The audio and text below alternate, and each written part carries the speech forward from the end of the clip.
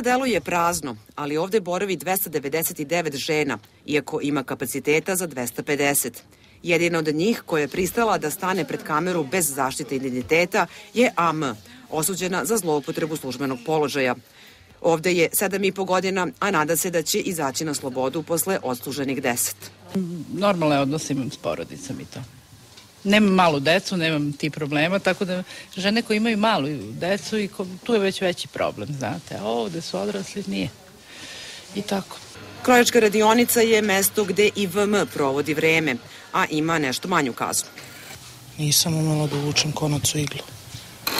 Šivenje je samo jedna od aktivnosti kojim mogu da se bave zatvorenice. Ogromna krojačka hala iza mene u kojoj rade zatvorenice, kako su nam rekli, uglavnom rade po narudžbini, a novac koji se tom prilikom uplaćuje ide na njihove račune. Specifičnost ovog zatvora su posebne prostorije za boravak majki sa decom. Sad trenutno imamo 5 trudnih osuđenica i 4 bebe. One su u dobrim uslovima, hranu i sve što treba mi kupujemo.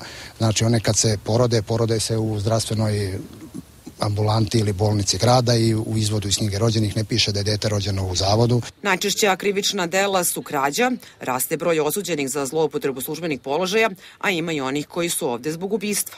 Neka najstarija, ova koja je 82 godine, ima konkretno, ona odgovara za ubistvo zeta. Zatvor će uskoro proširiti kapacitete.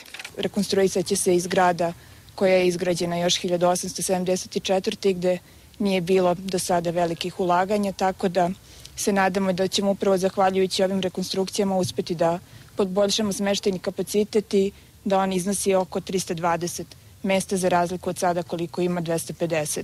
Zatvor sarađuje i sa školom da bi zatvorenice imale funkcionalno obrazovanje, ali i sa Nacionalnom službom za zapošljavanje kako bi posle našle posao.